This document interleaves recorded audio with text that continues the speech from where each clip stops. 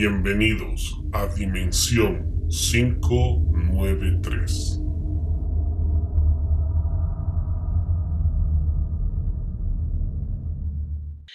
Dimensionados, ¿cómo están? Muy buenas noches. Bienvenidos a Dimensión 593, donde los multiversos confluyen. Es para mí un gusto estar con ustedes en esta noche y darles la bienvenida a uno de nuestros nuevos programas. ¿Qué dice Chris? ¿Cómo estás? Buenas noches. ¿Qué de Kike? ¿Cómo están? Buenas noches, dimensionados. Bienvenidos a Dimensión 593, donde los multiversos confluyen. ¿Cómo están? ¿Cómo han pasado? Esperamos que todos estén bien. Esperamos que sus familias se encuentren igual súper bien. Y bueno, la noche de hoy vamos a tener un tema súper interesante del que vamos a hablar. Insisto, ya han de haber leído, ya saben de qué vamos a hablar. Están viendo las personas que nos ven en YouTube aquí atrás prácticamente la imagen del tema, así que bueno. Pero hagamos como el Kike dijo el otro día, no rompamos la magia. Así es, efectivamente queremos, como siempre, desearles que ustedes y sus familias se encuentren bien y sanos y salvos todos. Es la energía y las ganas que les mandamos desde aquí, desde Dimensión 593. Y queremos comenzar este tema agradeciendo a nuestros auspiciantes Geek & Funk, un universo de coleccionistas de geeks, donde podrán encontrar absolutamente todo lo que tienen que ver con colecciones. Ya saben, quienes ya vieron mi último unboxing, podrán ver que Geek & Funk nos mima a todos los coleccionistas con figuras exclusivas y cosas que ustedes requieran para alimentar su colección. Además, también queremos agradecer a The Vape Shop, la mejor tienda de vapers del país, donde podrán encontrar todo aquello relacionado con la cultura vapor, siempre y cuando seas mayor de edad. Tenemos esencias con y sin nicotina, vapers, repuestos, accesorios, todo lo que ustedes busquen. The Vape Shop S podrá tenerlos y podrán contactarlos. Todos los datos de nuestros auspiciantes se los dejamos en la cajita de la descripción y las redes sociales salen por aquí en algún lado. Así que agradeciéndoles a ellos y agradeciéndoles a ustedes por acompañarnos una vez más, comencemos este tema que está bastante interesante. Así es, hoy día vamos a hablar de un tema que principalmente a mí me encanta. Te cuento que a mí me tocó hacer una tesis sobre esto cuando yo estaba en quinto curso de colegio. Así que mi amigo Willy Jux anda viéndonos por ahí, él y yo hicimos esta tesis y fue una investigación bastante divertida. Estuvimos metidos en submundos en los cuales el tema del que vamos a hablar el día de hoy se discutía muchísimo. Y es que este tema de enrolar la música rock con cualquier tema de, ¿cómo podemos decir?, de mensaje satánico, diabólico, o con cualquier cosa que tenga que ver con la violencia, creo que desde que el rock es rock, sí, se lo ha asociado de esa forma. Sí, creo que desde que el rock se ha tenido este consciente popular que es música del diablo, del demonio, que está asociada con estas cosas, creo que está mal dicho. Hay rock muy romántico y para eso prueba el típico rock latino, ¿no? Nuestro rock latino, creo que de los años 90, 80, bueno, 70, 80 y 90, creo que era una muestra muy clara de que el rock no es satánico. Pero bueno, ya vamos a explicarles el por qué se creen este tipo de cosas, de dónde nace esta idea del satanismo y demás en la música del rock, pero ya vamos para allá.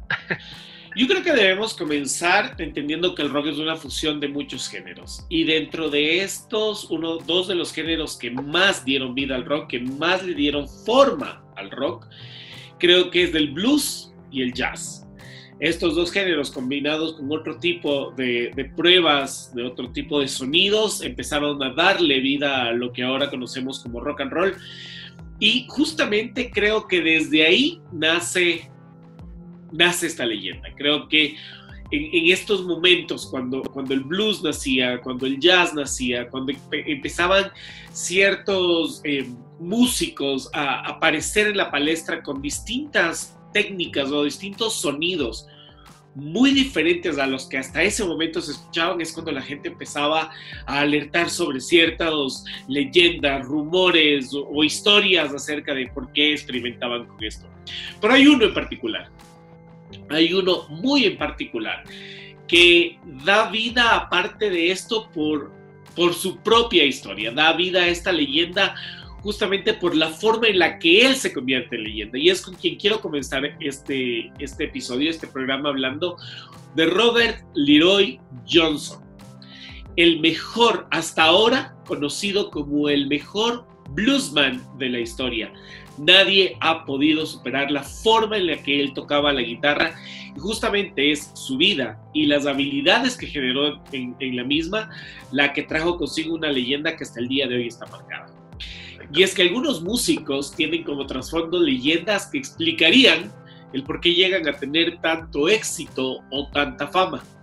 Y hay que admitir que quizás la leyenda más vieja comienza justamente con Robert Leroy Johnson, quien nació en 1911, o más o menos, se supone, no tenemos una fecha exacta, pero se cree que nació en 1911 en Hazlehurst, al sur del estado de Mississippi.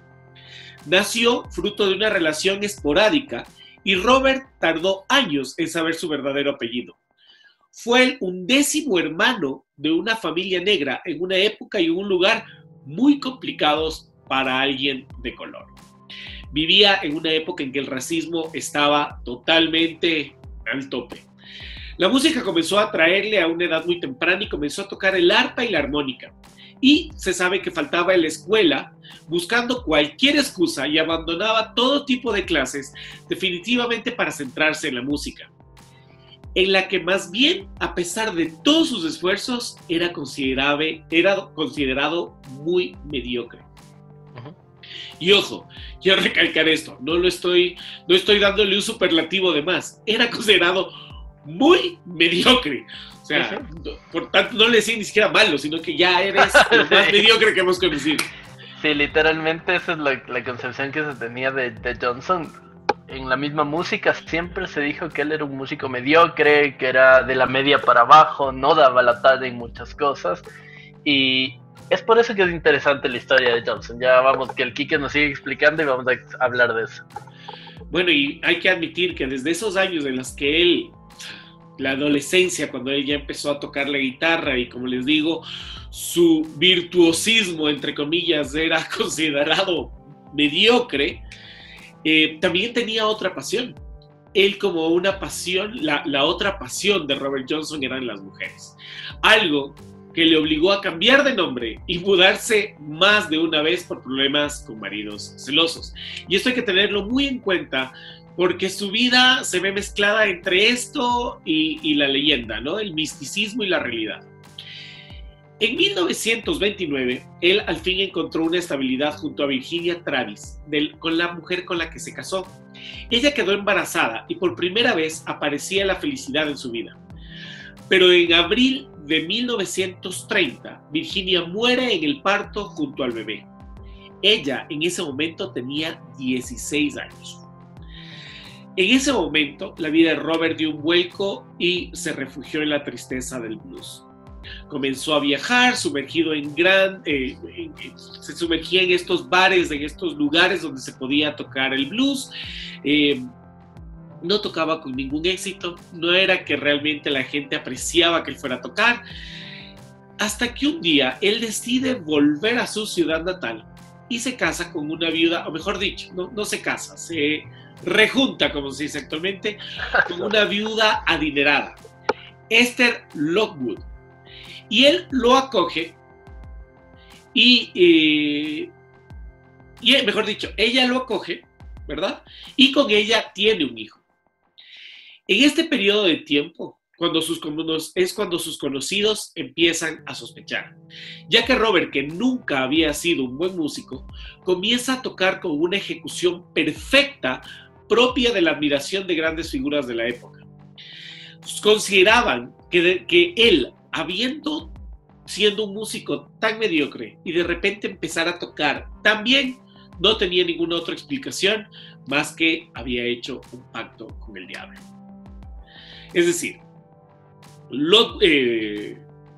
Johnson, después de establecer relación justamente con esta viuda, se dice en la leyenda que él desaparece 3 meses de la palestra del blues. Desaparece completamente.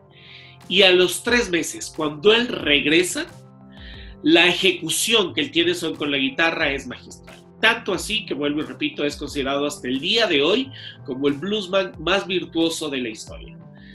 Pero, ¿cómo lo logró? ¿Cómo fue que en 3 meses un músico que era considerado mediocre, que de lo que se ha podido recopilar un poco de información, efectivamente en su infancia y crecimiento le gustaba la música, pero no es que la aprendió, sino que le empieza a aprender ya de grande la música? ¿Cómo es que de repente en 3 meses se puede convertir en un tipo tan brillante? La leyenda dice que Robert Johnson vendió su alma al diablo en el cruce de la actual autopista 61 con la 49 en Clarksdale, Mississippi, a cambio de tocar blues mejor que nadie. Él esperó en el cruce de caminos hasta medianoche, con la guitarra en la mano, hasta que el diablo se la devolvió. Y las manos de Robert solo tenían que deslizarse por el mástil para interpretar el mejor blues de la historia. Robert tocó por todo el sur de Estados Unidos. Nunca se quedaba en el mismo lugar, como si huyera constantemente. El público afirmaba que tenía algo mágico que cautivaba. Sorprendía al público con su música, su guitarra que sonaba como si fueran dos, su voz que podía cambiar de formas, sus ojos fijos que miraban como poseídos. Era incapaz de quedarse en un solo lugar. Las letras de las canciones trataban sobre desesperación religiosa y demonios interiores.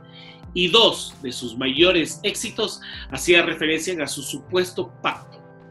El uno se llama Crossroad Blues, que habla sobre un cruce de caminos que muchos consideran como el lugar señalado para el pacto, y la letra de otro de sus éxitos, Me and the Devil Blues, dice: Early in the morning when you knock at my door, early in the morning when you knock at my door, I say hello Satan, I believe it's time to go.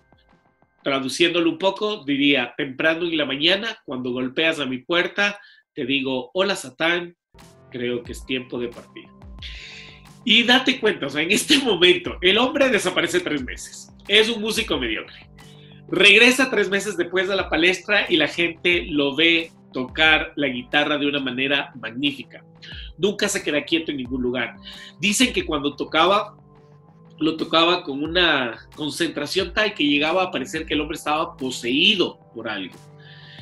Y de repente sus letras de las canciones hablan de Crossroad, que según las creencias es el lugar donde se pueden hacer pactos con seres de otras dimensiones, y en otras 2 de sus canciones, como te digo, habla y afirma que algo tiene que ver con el diablo. La leyenda no solamente fue leyenda, sino algo que se fue, creo yo, cultivando desde sus propias raíces. En uno de estos conciertos que él daba por todo el sur de Estados Unidos, fue descubierto por un promotor musical, y entre noviembre de 1936 y junio de 1937 grabó 29 canciones, algunas con 2 tomas. Es decir, se sentaba y las tocaba.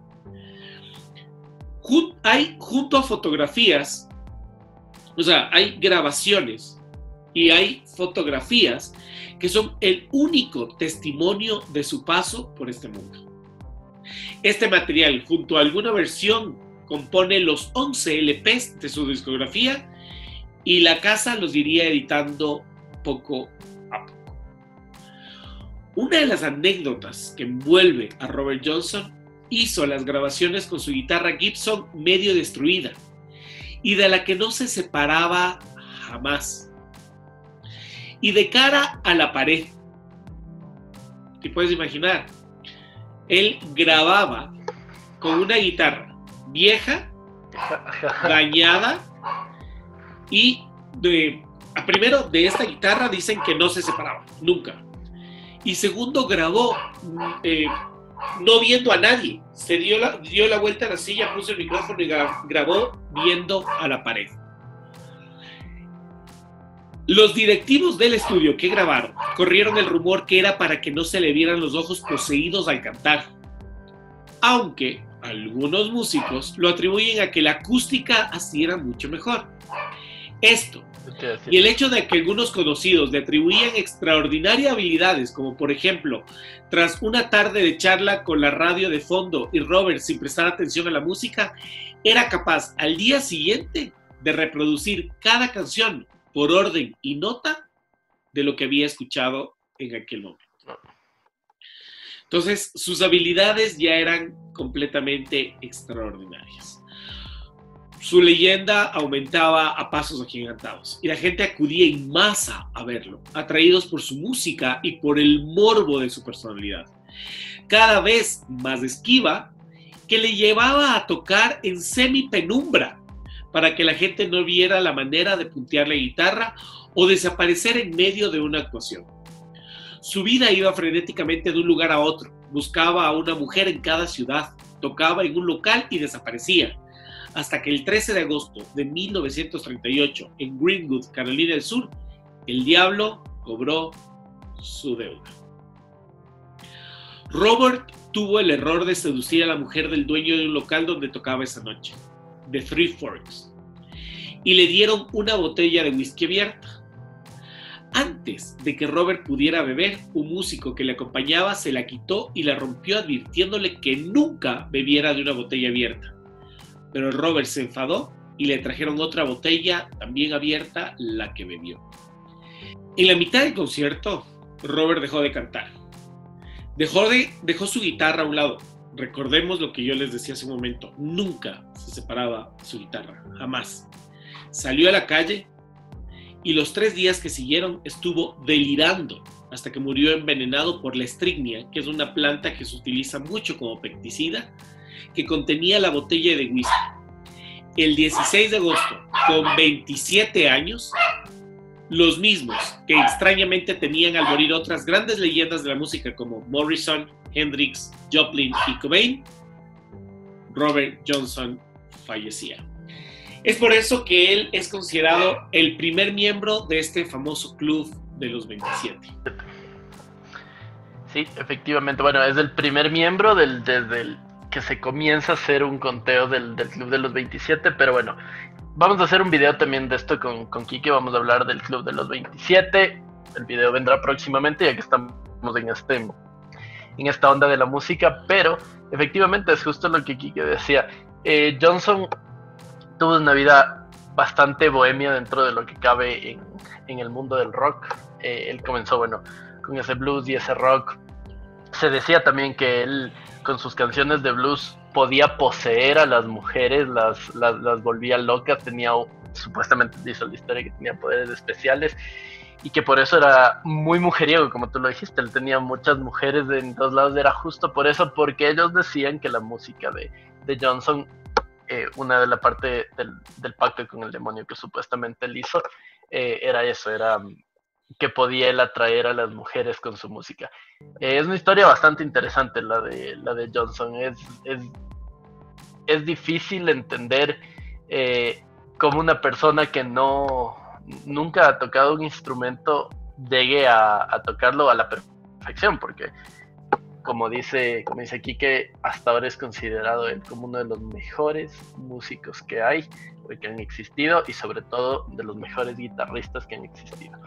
Y claro, sigue considerado entre los 5 mejores guitarristas del mundo, ¿no? Exactamente, él está considerado entre los 5 mejores guitarristas, pero o sea, las condiciones en las que él se hace uno de los mejores y en su época el mejor guitarrista, era eso, era que él salió de la nada prácticamente y no era alguien que recibió academia ni escuela ni estudió desde pequeño y se formó en la música, que sería muy normal que esto suceda. Pero él, siendo un músico, como lo llamaban, mediocre, un músico que no daba la talla, que simplemente no tenía para dónde irse, de repente desaparece y vuelve siendo el mejor de todos. Es bastante interesante y te da muchas cosas que pensar, no necesariamente desde el punto de vista de demonios y cosas así, que también en esto es muy interesante porque recordemos que estamos hablando de Mississippi.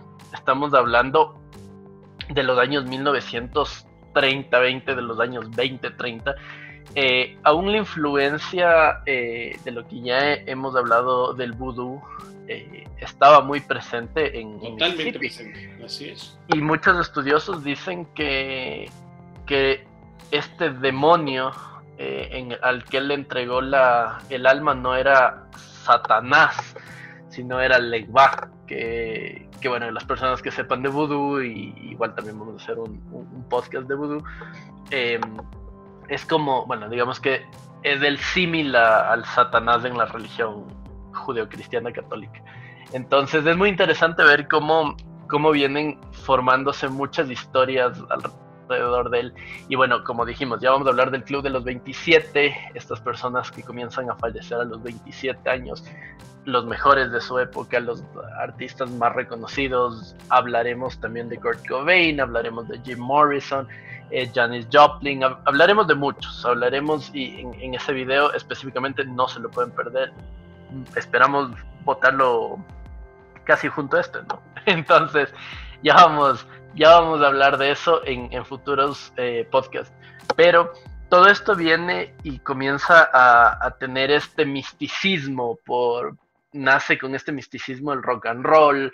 Recordemos que también la clásica idea que nosotros tenemos del artista, del cantante de rock and roll, es de esta persona que vive la vida a tope, a 100 kilómetros por hora, está de concierto en concierto, se embriaga, incluso droga, sexo. Recordemos la famosa frase, ¿no? Sex, drugs and rock and roll. Exactamente, o sea, es justo esto, y recordemos que grandes artistas, no hablemos solo de Johnson, sino el rey del rock, o sea, ¿quién más y quién menos que Elvis Presley? Exacto.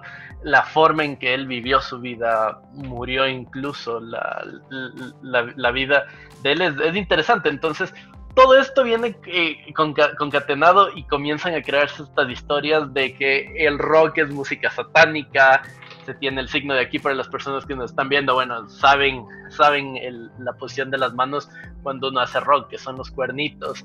Y bueno, y después de esto también se desprenden todo esto de los mensajes subliminales en la música, en esto que supuestamente llama a adorar a Satanás y demás. Entonces es bastante interesante este tema.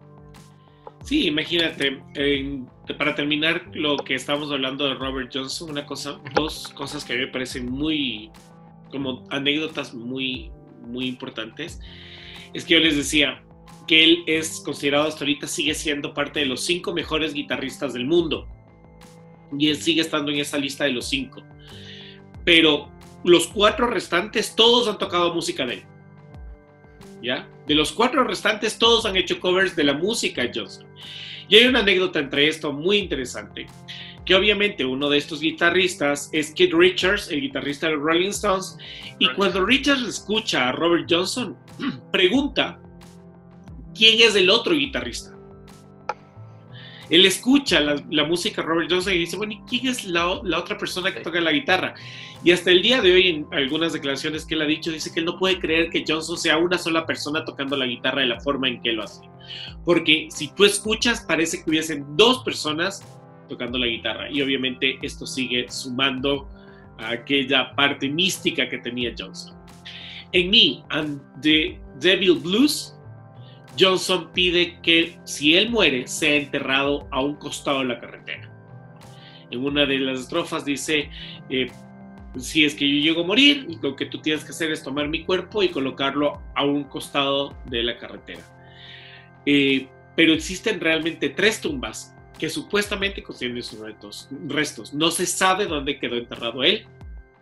No se conoce la verdad de qué pasó con él después de su fallecimiento.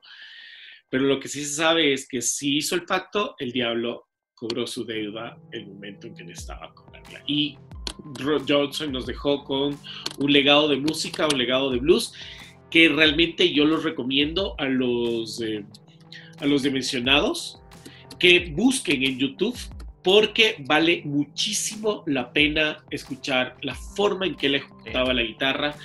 Y con esto, vuelvo y repito, podremos entender un poco más del por qué se lo asociaba que él había llegado a hacer algo tan místico, siendo un mal guitarrista, llegar a tocar de esa manera. Eso con lo que Yo quería comenzar este programa contándoles justamente a Robert Johnson, porque es ya desde aquí, desde donde se empieza a pensar esto de que, ok, este tipo era un bluesman, el rock tiene mucho el blues, tenía unas letras que hablaban del diablo y por lo tanto empezó a alimentarse, ¿no? Y claro, a eso hay que sumarles grandes grupos de rock que también ponen en sus letras referencias al infierno. Una de mis canciones favoritas, Highway to Hell, de AC/DC, y la gente que no quiere ver un poco más allá, automáticamente asocia esto. Y lo rematamos, como decía Cristian, con el signo que tenemos en la espalda, el signo de los cuernos. Para quienes nos están viendo, como decía Chris hace un rato, podrán ver el signo que tiene Chris en la espalda, y quienes nos están oyendo en el podcast saben muy bien que el momento en que cualquier persona que le gusta el rock and roll empieza a escuchar una canción de rock, lo que hace es levantar su mano haciendo el signo con los cuernos y agitar la cabeza. Y esto, vuelvo y repito, ha traído también aquella idea de que hacer este gesto y el movimiento que tú tienes al escuchar la música es una forma de adorar al diablo. Nada más equivocado. En Dimensión debemos admitirlo, que cuando nos gusta hablar de cosas raras, lo decimos con todo gusto, pero cosas que tienen conceptos totalmente distintos, también nos gusta aclararlos. Y esto es justamente una de las cosas que queremos aclarar.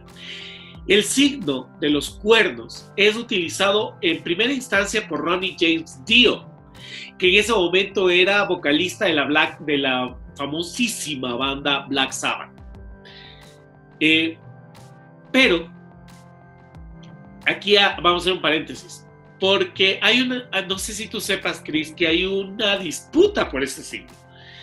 Se dice que fue Dio el primero en usarlo, y cuando alguna vez se lo preguntó por qué usaba esta mano cornuda o Maloik, que es el nombre real, él comentó que era una forma de espantar las malas energías que le había enseñado su abuela. Entonces, no sé si tú sabías que hay una disputa, un debate de quién realmente fue la primera persona en usar el signo de la mano cornuda, o el Mailik, como le dicen, en público, y quién fue quien institucionalizó esto. Porque, si bien es cierto, Ronnie James Dio históricamente es quien lo hace. Hace no muchos años atrás, Gene Simmons, el vocalista, el bajista de Kiss, el famoso demonio de Kiss, se atribuyó y dijo que él había sido quien en una primera instancia había utilizado la mano cornuda. Pero sea como sea la historia, lo que a nosotros, o por lo menos lo que la versión más... ¿cómo llamarla? La versión oficial es que fue justamente Dio, Ronnie James Dio, más o menos en la década de los 80, cuando hace este famoso gesto y lo inmortaliza como un gesto de la gente amante del rock. Cuando le preguntaron qué era lo que él había hecho, él dijo simplemente que lo había aprendido de su abuela, quien era de origen italiano, y ella hacía este gesto no para atraer al diablo, sino para ahuyentar al mismo. Y ahí yo voy a decir algo. En mi familia, mi abuela es de por ahí haces, cruzando el charco, como dicen algunos. Y hasta el día de hoy, tú la oyes a mi mamá, cuando pasa algo, ella te dice cachos, cachos, cachos, cachos, que se aleje lo malo. Y es algo muy natural en ella. Y que yo sepa, mi mamá no invoca a nadie. Es una mujer extremadamente católica. Que tú sepas. Bueno, que yo sepa. Pero no, ella es católica, entonces no creo que esté metiéndose. Pero ha sido desde niño. Yo recuerdo y tengo la memoria, tanto de mi abuela como de mi mamá, que tú les decías algo y automáticamente decían cachos, cachos, cachos. No me vengas con eso. Y era su forma de alejar todo tipo de mala energía, o cuando tú decías, uy, nos va a pasar, cachos, cachos, que no se haga realidad lo que dices. Que tiene mucho sentido, porque los italianos tienen para todo un gesto, o sea, totalmente. Es el idioma, o sea, el que italiano, se habla con las manos. Que se habla con las manos. Este gesto es universal, ya, también el de aquí, o sea, tienen millones de gestos, dama, o sea, todo esto, y bueno, en general creo que los idiomas se hablan mucho con las manos. Y este es uno de los gestos que sí suelen hacer. Recordemos nosotros el famoso toco madera, o sea, que viene de, si es que no estoy mal, viene desde España. Ajá. Y obviamente nosotros por tener conquista española y demás, nos vienen con eso. Y el toco madera es típico en todos lados de escuchar que dicen, uy, me va a pasar algo malo, toco madera para que no me pase. Son cosas que suelen pasar, y este es uno de estos gestos que se hacen hasta ahora. Si no estoy mal, en Italia se hace para esto, justo lo que tú dices, para repeler al diablo y que supuestamente no pase nada. Pero bueno, todos se lo toman al revés siempre. Algún momento a Dio le preguntaron que por qué había hecho este gesto en el concierto, o sea, que por qué había utilizado este signo, y él decía que, bueno, recordemos que Dio reemplaza a Ozzy Osbourne como vocalista de Black Sabbath, y él decía que Ozzy tenía la costumbre de hacer el signo de la victoria, ¿sí? La famosa B con los dedos índice y el dedo del corazón, y él quería no repetir el mismo signo y buscaba el suyo, y se acordó de lo que hacía su abuela. Entonces eso fue todo. Se acordó de la abuela y él como que invocaba la buena suerte en sus conciertos y utilizó el Maloik. Maloik viene a ser una alteración al inglés de lo que en italiano es el malocchio, ¿sí? Entonces este signo es conocido como el malocchio y en inglés pues ya le dicen el malo. Pero si nos quedamos con esa historia, también hay que recordar que hay alguno que otro registro gráfico de otros músicos utilizando el famoso malocchio. Sí. Y de hecho, en el disco de Witchcraft Coven, se ven los cantantes y se ve a la banda estadounidense haciendo este signo, y más o menos este disco de Witchcraft salió por el 1969.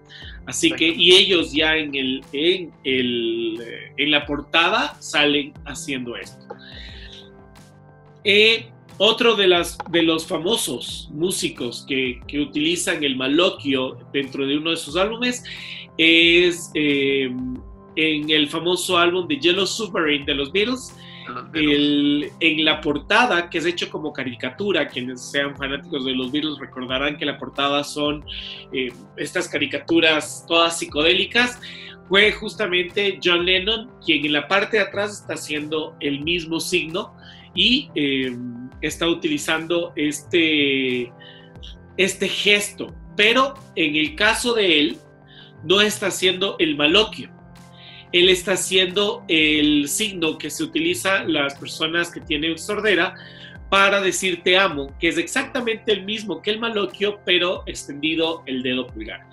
Y si vemos, si se fijan bien en el álbum de Yellow Submarine, él está haciendo ese signo. Y así, sucesivamente, este signo ha acompañado a muchos de los rockeros, a muchísimos de los rockeros, utilizando la famosa mano cornuda para invocar la vida y el long life del rock and roll. Como ves, otra historia que nos trae la idea de que el rock tiene algo que ver con lo satánico, pero que al contrario simplemente tiene una connotación diferente, una connotación más cultural que satánica. En cualquier otra cosa. Sí, creo, bueno, esto de satanizar al rock and roll, creo que también fue mucho el cambio que tuvo el rock en su vida, ¿no? O sea, comencemos, si es que las personas justo que no conocen a Robert Johnson y comienzan a escuchar su música, van a decir, pero esto no es rock. Tal vez una persona de ahora que escuche por primera vez a Robert Johnson diga, no, pero esto no es rock. Es que hay que recordar que él no es rock, él es un bluesman. Exactamente, es un bluesman y comienza a dar esta injerencia. Pero también, o sea, si pensamos en el rock de hace 40, 50 años y el rock de ahora, va cambiando la cosa, va evolucionando. El rock también ha tenido sus etapas de evolución y bueno, y recordemos que del rock también se desprenden otro tipo de música, géneros. Géneros, el heavy metal, el metal y demás que van acompañando esta a esta, bueno, esta tenemos el black metal, ¿no? El black metal. En eso ya estamos hablando de otro tipo de lírica, de otro tipo de letra que ya lo convierte un poco más pesado. Y es justamente eso que tú acabas de decir, el uso del rock ya para otros géneros, lo que también alimenta la leyenda, porque tenemos artistas, bandas, músicos que se aprovecharon de ese... Obvio. Sí, se aprovecharon de esa fama del rock para darles o darse a sí mismos una imagen completamente controversial. Y no podemos irnos muy lejos. Tenemos aquí a uno de los mejores rockeros que fue Alice Cooper. Alice Cooper se alimentó de esa mala fama del rock. El mismo Ozzy Osbourne, desde Black Sabbath, y luego como Ozzy, el a comerse el murciélago en el escenario, que lo ha explicado 20,000 veces. Lo que el otro día leía un reportaje de él que le hablaban acerca de que el momento en que él sacrificó gallinas del primer escenario, él decía: yo no sacrifiqué nada, yo estaba tocando sí. Y alguien en el público lanzó una gallina, la pobre gallina cayó mal y todo fue un malentendido, pero en ese momento ellos se aprovecharon, desde en ningún momento desmintieron diciendo no, nosotros no lo hicimos, más bien utilizaron ese marketing. Obvio. Bueno, también recordemos el más famoso de todos en este tipo de locuras, Marilyn Manson. Marilyn Manson. Que su forma de ser y la forma de vestir, su forma de los ojos y todo lo demás, ha hecho que existan cosas que sí son verdad de Manson y cosas que se han inventado, pero por la cara de Marilyn Manson. O sea, ha habido muchas cosas.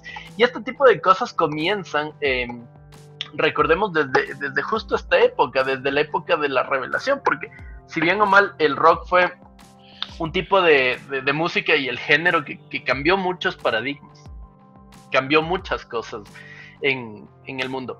Justo lo que hablábamos, veníamos del blues, jazz, veníamos de este tipo de música muy acústica y demás, y el rock comenzó a utilizar ya cosas instrumentales que eran un poco más avanzadas a lo que es ahora, que se conoce como el rock.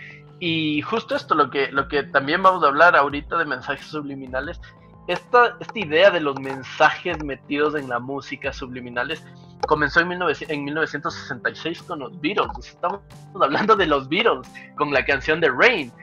Y ellos hicieron aposta, pusieron mensajes que se podían leer al revés, pero en una forma súper satírica y como para experimentar y mezclar nuevos sonidos y demás.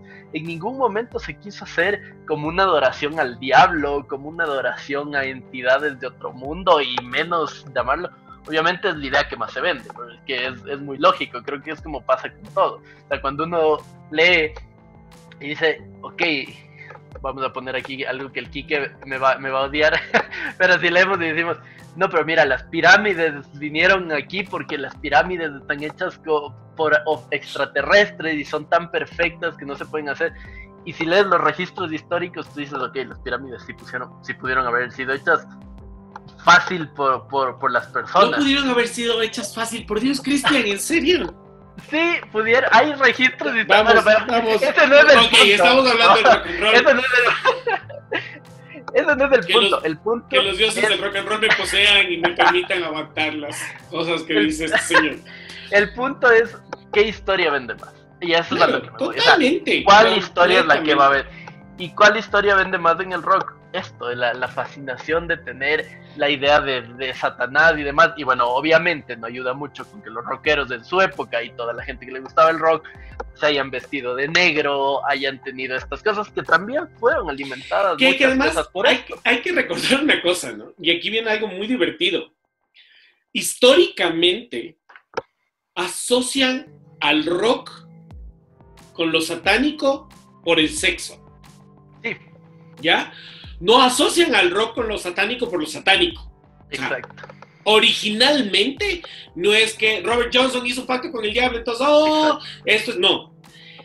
Comienza el aparecimiento del rock and roll, empieza esta música a despertar, empieza en una juventud, ¿no es cierto? Empieza en una juventud muy hasta ese momento muy sumisa alrededor del mundo, una juventud muy recatada. Los primeros años del rock, recuerden a los Beatles tocando con terno, porque había que vestirse así para aparecer. Todo el mundo sumamente bien vestido, faldas largas, nada que pueda despertar ninguna sensación fuera de lo normal. Todo eso hasta Woodstock.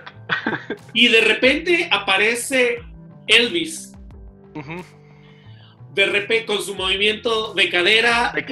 La gente extremadamente religiosa dice, Dios mío, este tipo está despertando mensajes sexuales en las jóvenes. Y acuérdate el corte B que tenía hasta claro. Acá, o sea, ese escote que tenía Elvis hasta el pupo. Aparecen los Beatles y aparecen con su Hard Day's Night y la gente volviéndose loca por escucharlos y todo el mundo dice, ok, estos chicos están haciendo algo.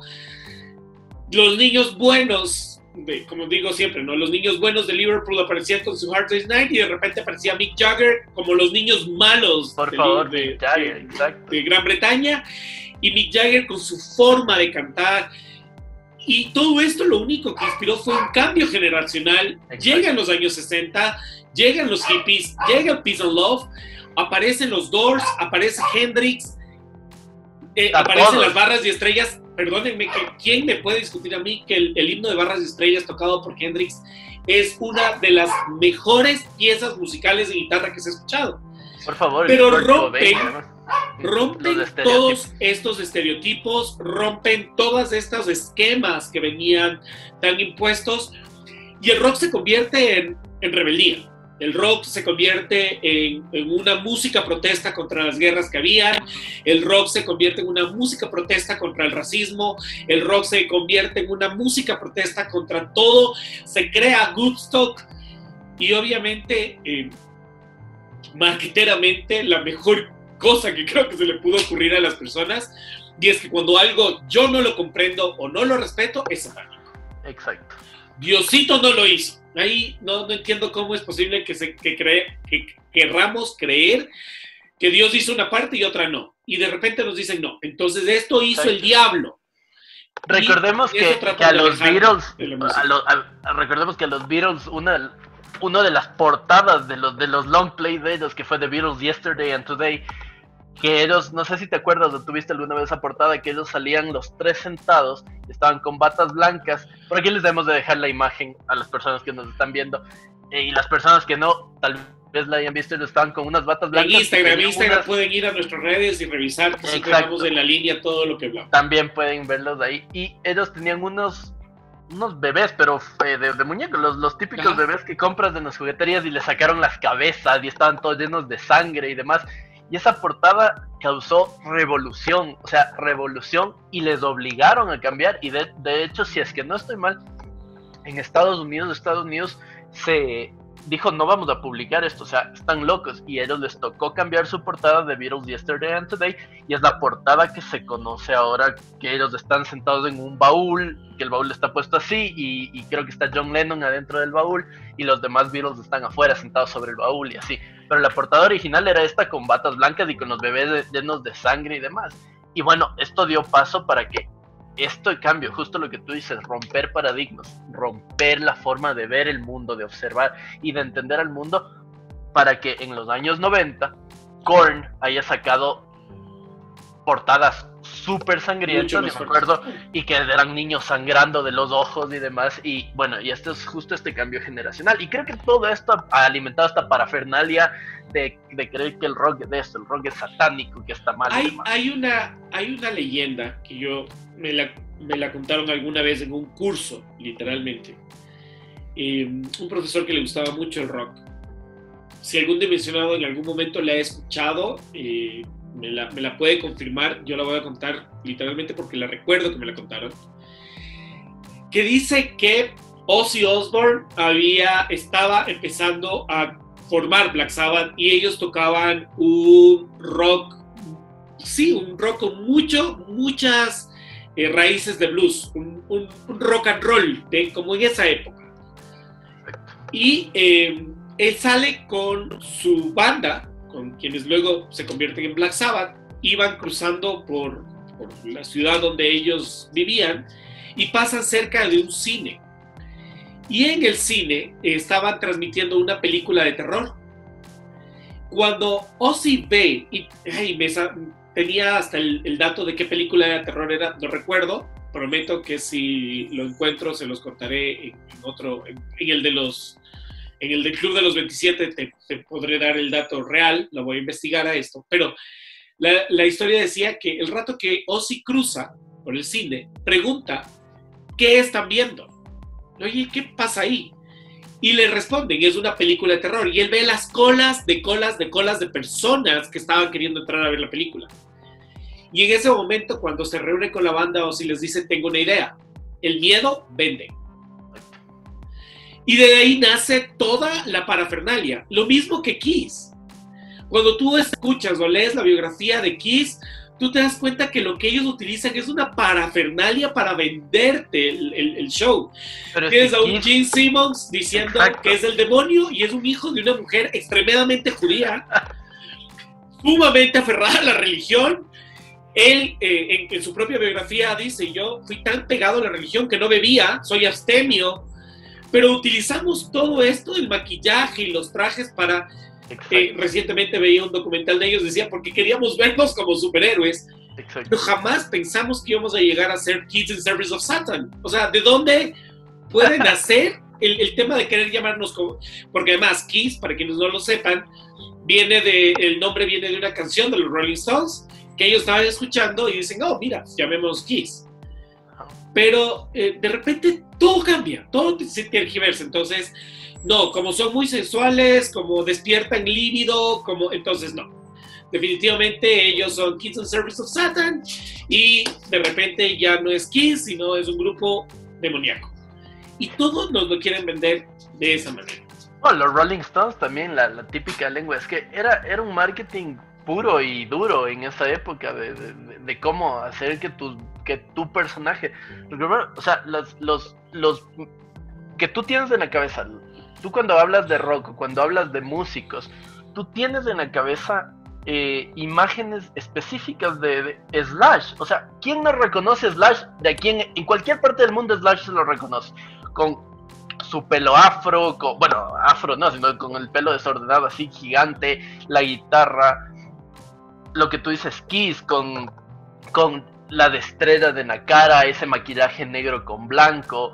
Los Rolling Stones igual, la lengua, la típica lengua de los Rolling Stones, siempre se los reconoce, porque ellos, justo lo que tú dices, hicieron personajes, o sea, todos fueron personajes y todos se distinguían por algo en específico. O sea, y estamos hablando de bandas icónicas.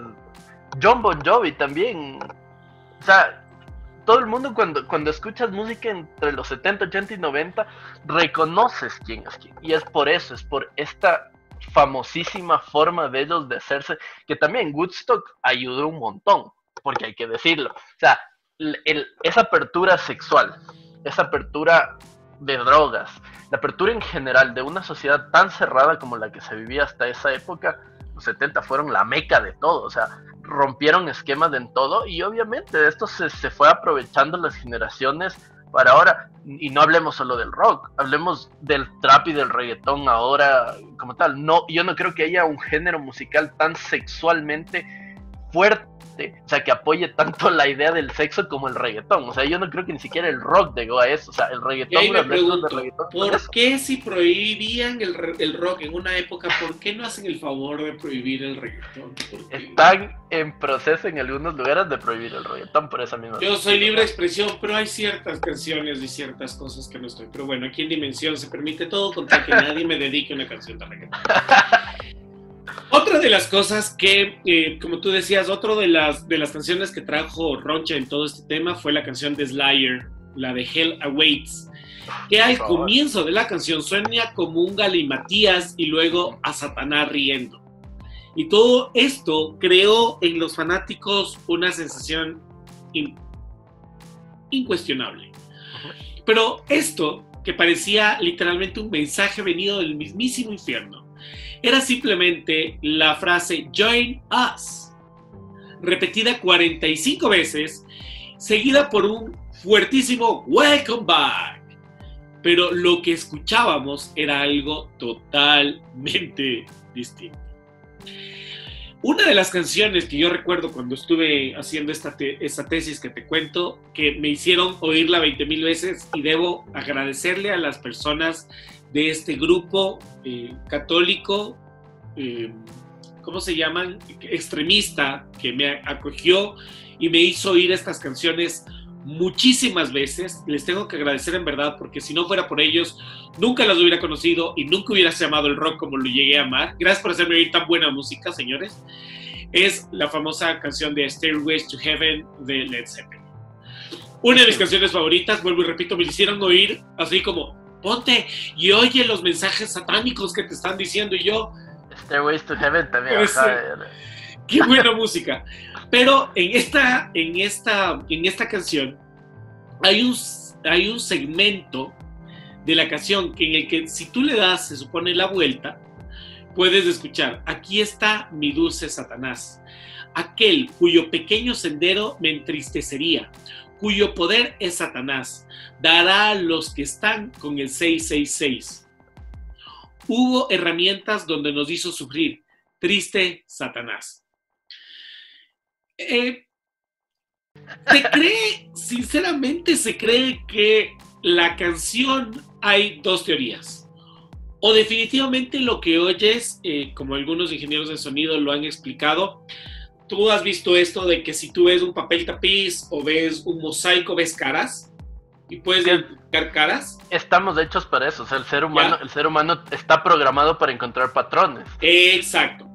Si oyes ruidos indistintamente, vas a empezar a identificar palabras. Y peor si yo te hago oír un ruido y te digo, mira, aquí dice hola. Tu cerebro se va a sugestionar tanto que vas a escuchar lo que yo te estoy pidiendo que escuches. La sugestión existe sin duda alguna. O sea. Pero la otra teoría es que efectivamente está esa frase. Porque ya dejándonos de sugestiones, si escuchas las grabaciones de haber dado vuelta a la cinta, sí escuchas esas palabras. Pero lo que se llegó a creer es que el momento en que se estaba grabando el disco, esto fue regrabado por personas que querían demostrar que efectivamente en la música había mensajes subliminales.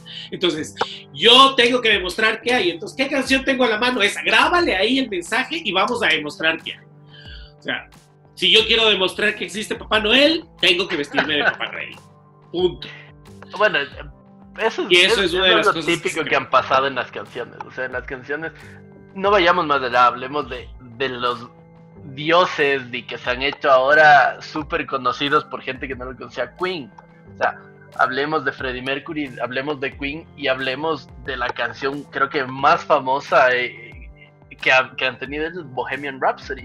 O sea, Bohemian Rhapsody, todo el mundo decía por el video de Mercury y por la canción que era un pacto con Satanás, porque hay un momento en que hablan de Satanás, pero es una obra de teatro, de una es una ópera. Exacto, es una ópera, es de una tragicomedia que viene. Diga. Exacto, que viene en eso y obviamente están representando. Y sí, es verdad que se habla efectivamente con el demonio, pero eso no tiene nada que ver con el tono de la canción. Pero es muy buena, o sea, la forma en comenzar esa canción, también la distinción de esto, de los paradigmas que Queen rompió. El principio, Mama, I Killed the Man, o sea, comenzar con una canción que dice mamá, maté a un hombre. Y el mismo Queen, ahí está en la otra canción muy conocida por todos de Queen, Another Bite the Dust. Hay quienes afirman que hay un punto en la canción que si le das la vuelta vas a escuchar a Freddie Mercury diciendo es rico fumar marihuana. Sí. Entonces, que si escuchas esa canción, inmediatamente vas a tener la necesidad de fumar marihuana. Pero también se dijo que el nombre de Axl Rose significaba sexo oral en inglés, ¿no? O sea, Axl Rose, si es que eso literal, es oral sex. Literalmente, si tú te pones a mover las palabras, pero por Dios, ya estamos... Y es que a eso iba. Si tú te pones a poner palabras, si tú te pones a jugar con coincidencias, vas a encontrar lo malo donde quieras. Uh-huh. Vas a encontrar lo negativo en el lugar donde tú quieras encontrarlo. Exacto. Yo creo que el rock and roll está aquí y estará vivo por mucho tiempo, a pesar de que en nuestro último programa con Lado Blanco, que por aquí les bajamos la tarjetita, Lado decía, hay una generación que ya no está escuchando rock porque prefiere música urbana. Yo tengo la fe y a diario puedes ver videos de niños que empiezan a recopilar lo mejor de los clásicos del rock, y hay bandas que están demostrando que el rock todavía está bien. Yo creo que lo malo lo puedes encontrar en el rock. El rock te puede llevar a vivir emociones sin precedero. O sea, por favor, como anécdota personal, yo puse Highway to Hell en la ruta 66 mientras viajaba por ahí con mis papás. Y les juro que mis viejos no me dejaban consumir nada que no sea contaminante. Hasta ahí llegaste. Pero fui oyendo porque siempre decía, quiero escuchar esa canción mientras conduzco en la ruta 66. Era una de mis bucket lists que tenía. Pero también me puedo dedicar a beber oyendo Querida de Juan Gabriel. Y me puedo hacer miércoles con el alcohol oyendo una balada. Y capaz que alguien me dice, es que en Querida de Juan Gabriel hay un mensaje. Exacto, justo te iba a decir. También dicen que en Querido de Juan Gabriel hay un mensaje. Acordémonos también el 1, 2, 3 de Ricky Martin, María, la canción de María. Pero para esto, también dicen que tiene mensaje. Ya la gente va a empezar a calcular cuántos años tenemos y van a creer que estamos muy viejos.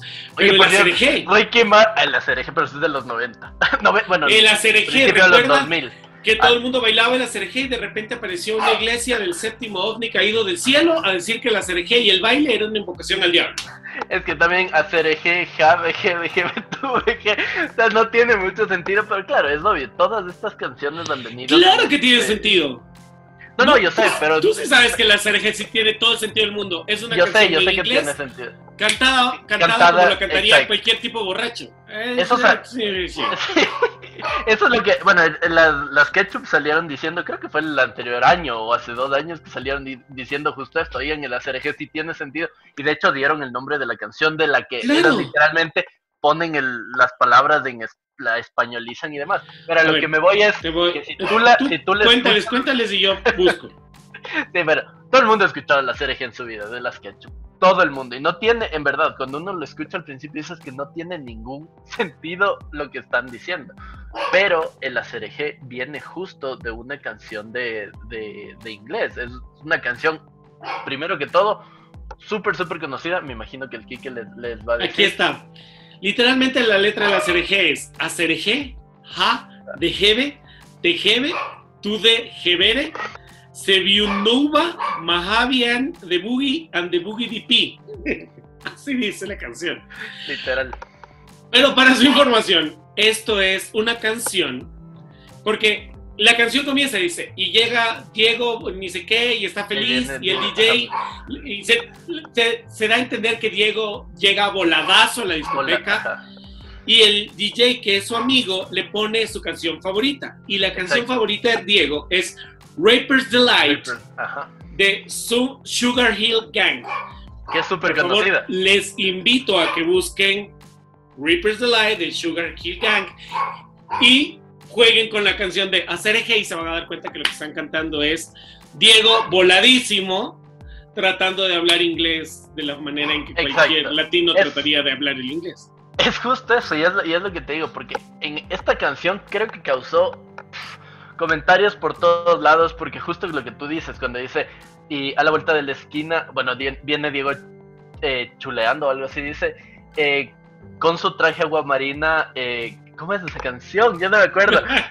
Y la luna en las pupilas o algo así. Totalmente, y obviamente hace referencia a que Diego estaba drogado. O sea, hay que las cosas creo que como son.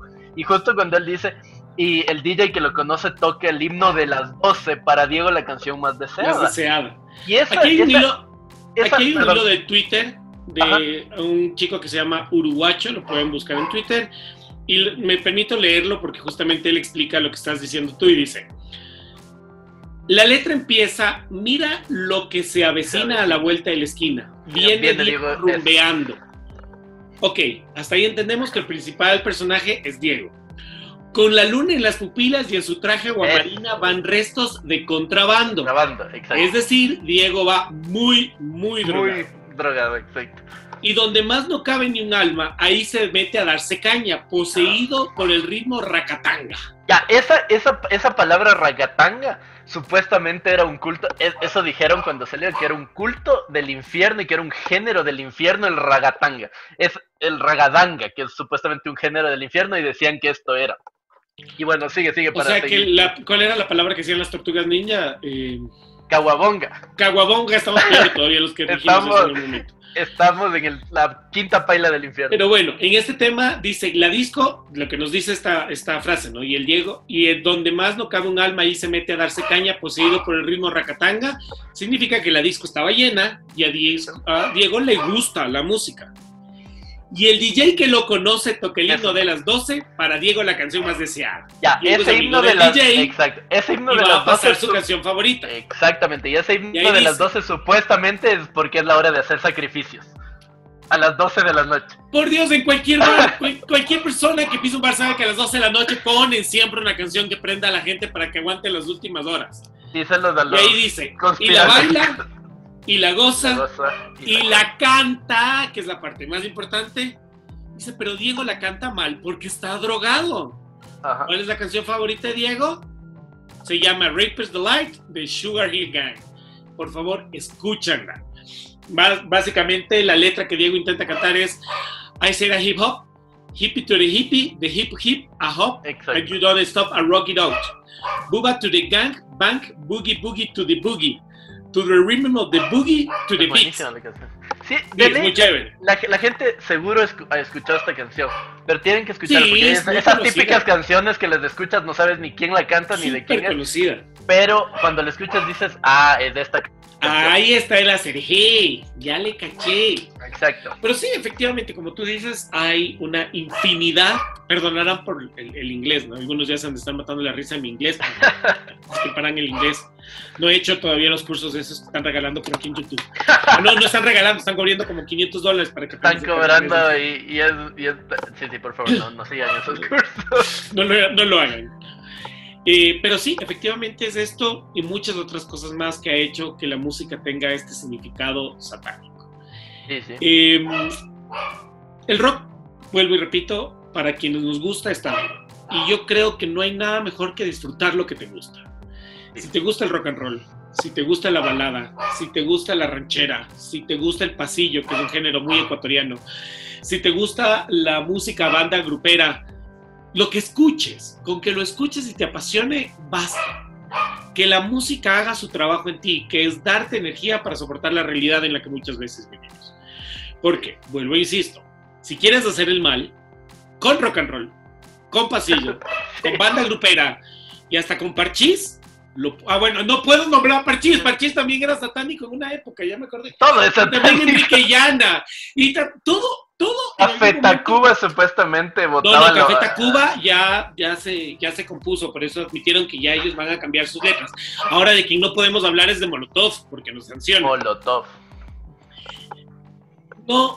No pienses, no busques las cosas negativas, concéntrate literalmente en las positivas, concéntrate en disfrutar las cosas que realmente valen la pena, concéntrate en disfrutar la música que realmente te gusta, concéntrate en componer música que haga que la gente vibre. Eso es lo único que importa.